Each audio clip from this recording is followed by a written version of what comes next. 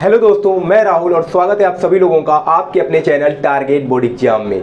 तो दोस्तों, बहुत सारे बच्चे हमसे क्वेश्चन पूछ रहे थे कि सर हम इंग्लिश की तैयारी कैसे करें, आपने इंग्लिश में कितना नंबर पाया था, आपने इंग्लिश की तैयारी कैसे की थी। ठीक है, बहुत सारे बच्चों को प्रॉब्लम हो रही है। वो बोल रहे हैं कि सर हम क्वेश्चन को रटते हैं फिर भूल जाते हैं, क्योंकि जो लॉन्ग आंसर होते हैं बहुत बड़े बड़े होते हैं, तो हम उन्हें कैसे याद करें, हम पेपर में उनको कैसे लिख पाएंगे।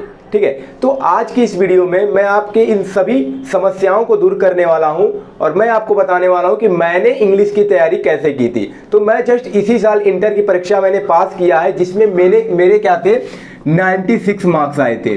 ठीक है, 96 मार्क्स आए थे। अब ये मार्क्स कैसे आया, मैंने कैसे तैयारी की थी इंग्लिश की, सब कुछ आज की इस वीडियो में हम लोग डिस्कस करने वाले हैं। और अगर आप लोग भी मेरे द्वारा बताए गए पॉइंट्स को फॉलो करते हैं तो आप भी केवल 15 से 20 दिनों, जो बचा हुआ है 15 से 20 दिन, इतने ही दिनों में आप भी 90 से 95 मार्क्स इंग्लिश में गेन कर सकते हैं। ठीक है, तो वीडियो को पूरा देखिएगा। मैं भी देखिए क्या करता था शुरू में, जब मैं 10th में या 12th में बोर्ड एग्जाम में जब कक्षा में मैंने प्रवेश किया था, तो मैं भी क्वेश्चन को रटता था।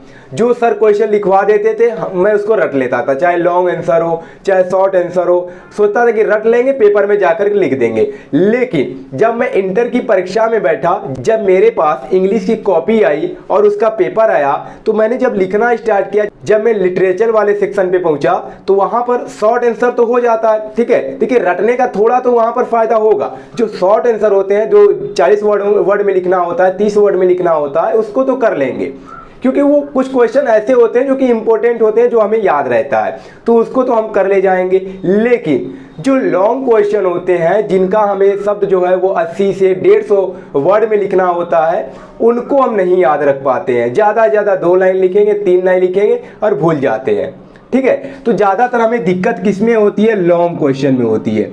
ठीक है, लॉन्ग क्वेश्चन में। तो लॉन्ग क्वेश्चन को हम कैसे याद रखें, तो मैं भी रट करके ही गया था, लेकिन वहां पर जाने के बाद मैं केवल 2 लाइन लिख पाया। उसके बाद मैं सब भूल गया कि उसके आगे लिखना क्या है। ठीक है, अब उसके आगे कुछ याद ही नहीं आ रहा है कि हम उसके आगे अब लिखें क्या, रटा हुआ सारा चीज भूल गया उस 2 लाइन के आगे।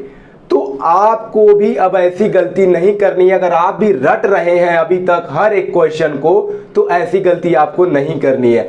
मैं रट कर भी गया था, लेकिन उसके पीछे मैं कुछ एक्स्ट्रा चीजें भी करके गया था कि अगर रटा हुआ भूल जाए तो वहां पर मैं रुकूं ना, उसके आगे लिख सकूं। तो मैंने क्या किया था, ठीक है, तो मैंने क्या किया था कि जब भी कोई चैप्टर पढ़ाया जाता था या जब भी मैं कोई चैप्टर पढ़ता था, तो उस चैप्टर के बारे में जो पूरी कहानी है उसको मैं अच्छे से समझ लेता था। ठीक है, कि कहानी में क्या बताया गया है, कौन कौन से जो पॉइंट है वो इंपॉर्टेंट है, तो मैं उसको अंडरलाइन कर लेता था। जहां पर जो पैसेज जो होता है इंपॉर्टेंट होता है, यहां से क्वेश्चन बन सकते हैं, तो उसका जो हिंदी अनुवाद होता था वो क्या करना है, उसको अच्छे से अपने मन में बैठा लेना है कि इस कहानी में यहां से स्टार्ट हो रहा है और यहां पर इसका अंत हो रहा है।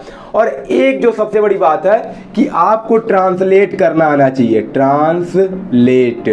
अगर ये चीज आपको नहीं आएगा तब आपके इंग्लिश में अच्छे नंबर नहीं आ पाएंगे। तो अगर आपको अभी तक ट्रांसलेशन नहीं आता है, हिंदी से इंग्लिश में अनुवाद बनाने नहीं आता है, तो सबसे पहले आप अपना टेंस पूरा कीजिए। जितना भी टेंस हो, पूरे टेंस को अच्छे तरीके से पढ़ लीजिए। ज़्यादा टाइम नहीं लगेगा, 1-2 दिन के अंदर समाप्त हो जाएगा। ऐसा तो नहीं है कि टेंस पहली बार नाम सुन रहे हैं, आपने पढ़ा होगा, लेकिन इसको अच्छे से पढ़ लीजिए। ठीक है, क्योंकि टेंस के बिना जो इंग्लिश है वो अधूरा माना जाता है। अगर आपको टेंस बनाने नहीं आएगा तो आप वहाँ पर क्वेश्चन नहीं बना पाएंगे। ठीक है, अगर आप चाहते हैं कि मेरा इंग्लिश में अच्छा नंबर आए, या मैं पास हो जाऊं, या मैं इंग्लिश में टॉप कर जाऊं, तो टेंस आपको आना चाहिए, हिंदी से इंग्लिश में ट्रांसलेट करना आना चाहिए। अब मैं ये नहीं बोल रहा हूं कि एकदम अच्छे तरीके से ही आना चाहिए। अच्छे तरीके से देखिए, कोई एकदम बढ़िया तरीके से नहीं बना सकता है। मैंने भी ट्रांसलेट करके आया था, लेकिन जरूरी नहीं कि मेरा पूरा सही ही रहा होगा। लेकिन अगर एग्जामिनर को पसंद आ जाता है तो नंबर दे देता है। तो मैंने क्या किया था कि 2 लाइन लिखने के बाद जब मैं भूल गया था, तो लेकिन मुझे क्या था, उसकी कहानी पता थी उस चैप्टर की, हाँ, कि इसके आगे ये चीज हुआ था। तो मैं क्या किया था, उसको अपने शब्दों में, टूटी फूटी भाषा में ही उसको ट्रांसलेट कर दिया था। ठीक है, तो छोड़ना नहीं है, उसको क्या करना है, अपने शब्दों में जो भी छोटा मोटा जितना भी आप कर पाते हैं, छोटा अगर छोटा ही सेंटेंस का अनुवाद बना पाते हैं, तो वैसे ही फुल स्टॉप लगाते लगाते बना दीजिए, छोड़ कर नहीं आना है। ठीक है, तो ऐसे क्या करना है, आपको लॉन्ग क्वेश्चन लिखना है, क्योंकि लॉन्ग क्वेश्चन देखिए याद नहीं रहेगा, कितना उत्तर याद करेंगे, 150 शब्दों में 200 शब्दों में लिखना होता है। और ये केवल यहीं पर काम नहीं आएगी, अगर लेटर लिखेंगे, एप्लीकेशन लिखेंगे, वहां पर भी काम आएगा। कितना लेटर रट करके जाएंगे, कितना एप्लीकेशन रट करके जाएंगे, अगर किसी नए टॉपिक पर दे देता है तो वहां पर कैसे आप लिख पाएंगे। तो वहां पर क्या करेंगे, सबसे पहले उसका हिंदी सोचेंगे, तभी तो उसका इंग्लिश ट्रांसलेट करेंगे। तो क्या करना है आपको, टेंस आपको आना चाहिए। अब मैं ये नहीं बोल रहा हूँ कि टेंस बहुत अच्छे तरीके से आना चाहिए, थोड़ा मड़ा भी आता है, जैसे वह जाता है, तो छोटे छोटे शब्दों में तोड़िए, छोटे छोटे सेंटेंस में तोड़िए, जिसका आप अनुवाद बना सकें। ठीक है, और एग्जामिनर ये नहीं चाहता है कि आपको बहुत अच्छा इंग्लिश आए, वो बस चाहता है कि बच्चा जो है लिखा है, लिखने की कोशिश कर रहा है। कुछ बच्चे हैं जो कि रट कर लिखे हुए हैं, लेकिन ये जो बच्चा है अपने से लिखा है, तो वहां पर आपको वो नंबर देगा, ऐसा नहीं है कि वो काट लेगा। ठीक है, और इंग्लिश में भी अच्छे नंबर लाए जा सकते हैं। मैं भी सोचता था मेरे नहीं आएंगे, लेकिन मैंने क्या किया था, ज्यादातर पेपर में अपने भाषा से ही लिख दिया था, अपने टूटी फूटी इंग्लिश भाषा में ही मैंने लिख दिया जो मुझे आता था। ठीक है, और मेरे इतने मार्क्स आ गए। और कुछ बच्चे ऐसे थे जो रट कर गए थे, जिनका इंग्लिश बहुत अच्छा था, लेकिन उनके जो नंबर थे मुझसे कम आए थे। तो आपको भी ऐसी गलती नहीं करनी है, ज्यादातर रटना नहीं है। रट रहे हो, जितना हो सकता है कर लो, लेकिन केवल रट करके ही नहीं जाना, बल्कि उस चीज को समझना भी है कि हमने चैप्टर में क्या पढ़ा था। अब चैप्टर को आप लोग पढ़े ही नहीं है और केवल उसका इंपॉर्टेंट क्वेश्चन देख रहे हैं, तो अगर क्वेश्चन नहीं पता तो ऐसे ही चैप्टर की ही कहानी नहीं पता रहेगी, तो उसका उत्तर आप कैसे लिखेंगे। तो ये आपको लिटरेचर में भी काम आएगा, लेटर, एप्लीकेशन हो गया, आर्टिकल हो गया, आर्टिकल में भी अपने से ही लिखना पड़ेगा। कितना आर्टिकल आप इंपॉर्टेंट याद करके जाएंगे, और आर्टिकल भी कोई 20 से 30 शब्दों में थोड़ी ना लिखना है, उसको भी 100 से 200 वर्ड में लिखना है। तो वहां पर भी अगर नए टॉपिक पर दे देगा तो कैसे लिख पाएंगे। ठीक है, तो ट्रांसलेशन आना तो जरूरी है।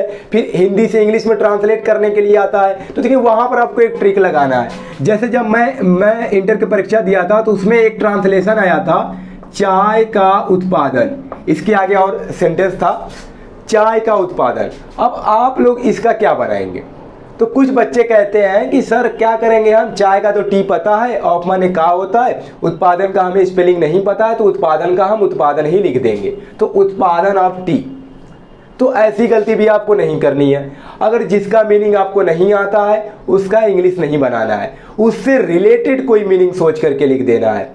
ठीक है, तो उत्पादन का मतलब क्या होता है, चाय का उत्पादन। अब बहुत सारे बच्चे छोड़ देंगे कि ये तो कठिन है अनुवाद, ये कैसे आएगा। तो नहीं, इस शब्द को किसी अन्य शब्द से रिलेट करना है जिससे ये क्या हो सके, उसको उसके समान हो सके। तो चाय का उत्पादन मतलब चाय का जन्म अपने भाषा में, जरूरी नहीं है कि यह सही ही होगा, लेकिन अपने भाषा में सोचना है चाय का जन्म हो सकता है। तो हमने क्या किया था कि लिख दिया था बर्थ ऑफ टी। अब जहां हम क्वेश्चन को छोड़ेंगे, अगर हम उससे रिलेट करके कोई अपने वर्ड में लिख देते हैं तो क्या गलत है। जरूरी थोड़ी है कि गलत ही हो जाएगा। भाई चाय का उत्पादन लिखो या चाय का जन्म लिखो, बात तो एक ही है। अब भले एग्जामिनर वहां पर काटता है नहीं काटता, उसको सही लगता है, उस पर डिपेंड करता है, लेकिन सही रहा होगा तभी तो मेरे इतने मार्क्स आए हैं। तो आपको भी ऐसी गलतियां नहीं करनी है। अगर जो अनुवाद नहीं आता है तो उसका इंग्लिश नहीं लिखना है, उससे रिलेटेड कोई मीनिंग लिख देना है। और कोई आसान मीनिंग आप लिखने की कोशिश कीजिए। अगर क्वेश्चन आंसर आप याद कर रहे हैं तो उसमें अगर कोई कठिन मीनिंग है तो उससे उसका जो सिनोनिम्स होता है, अगर कोई आसान सिनोनिम्स होता है तो उसको याद कीजिए, क्योंकि कठिन मीनिंग भूल जाएंगे। ठीक है, तो उतना ज़्यादा कठिन नहीं याद करना है, जो आपको याद है अपनी भाषा में, जो आपने सरल मीनिंग याद किया उसको आप लिखने की कोशिश कीजिए। तो ऐसे आपको इंग्लिश का पेपर देना है। ठीक है, अगर आप ऐसे इंग्लिश का पेपर देते हैं तो आपके भी अच्छे नंबर जरूर आएंगे। ज़्यादातर रटने की कोशिश मत कीजिए, जितना हो सकता है उतना ही करिए। और समझिए, लेटर को अपने से ही लिखना होगा, केवल उसका स्टेप समझिए कि लिखना कैसे है। बाकी जो आपको सेंटेंस बनाना है वो तो अपने ही से ही करना पड़ेगा। आर्टिकल अपने से ही लिखना पड़ेगा। कितना मोस्ट इंपोर्टेंट आर्टिकल याद करेंगे, 3, 4, 5 याद करेंगे। अगर नहीं आता है तो तब तो क्या करेंगे, छोड़ना पड़ जाएगा। 10 से 15 नंबर का पूछा जाता है तो ऐसे ही 10 से 15 नंबर चला जाएगा। लेटर 10 से 15 नंबर का पूछा जाता है। तो आपको क्या करना है, ट्रांसलेट पहले टेंस जो है आपको अच्छे से कवर करना है, अच्छे से पढ़ लेना है। ठीक है, मैं ये नहीं कह रहा हूँ कि बहुत अच्छे तरीके से आपको आना चाहिए, छोटे छोटे सेंटेंस में आपको तोड़ना है और लिखना है। आज लिखेंगे तभी आगे काम आएगा, क्योंकि जब आप इंटर पास करेंगे तो आपको सारी चीजें इंग्लिश में ही पढ़ने को मिलेंगी। चाहे आप आईआईटी करना चाहते हैं या सेंट्रल यूनिवर्सिटी से बीए बीएससी बीकॉम करना चाहते हैं तो वहां पर आपको इंग्लिश में ही पढ़ाया जाएगा, सब कुछ इंग्लिश में ही लिखना है। तो आज से ही प्रैक्टिस करना शुरू कर दीजिए, ठीक है। तो ऐसे ही पढ़िए, आपके पास अभी भी 15 से 20 दिन का समय है, ज्यादा प्रैक्टिस कीजिए, क्वेश्चन आंसर लिखने की कोशिश कीजिए अपने से, ठीक है। तो चलिए मिलते हैं नेक्स्ट वीडियो में, तब तक के लिए धन्यवाद।